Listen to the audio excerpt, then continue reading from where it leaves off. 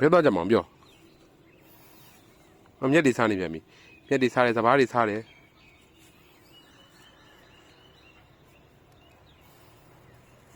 လာပြီဆရာမကြီးတော်လက်ဖြူလာပြီ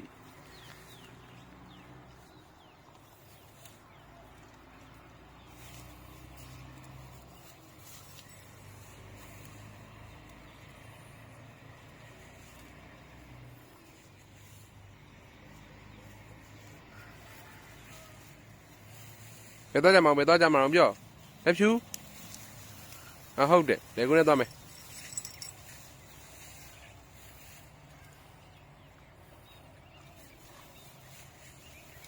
ဘယ်တော့မှလက်ဖြူ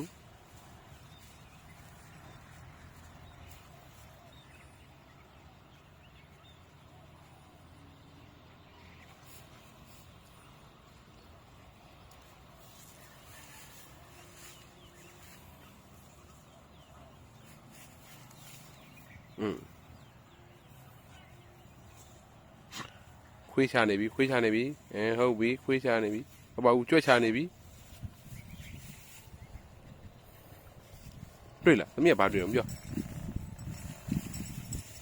မတုတ်တို့ဘာလို့နေတုတ်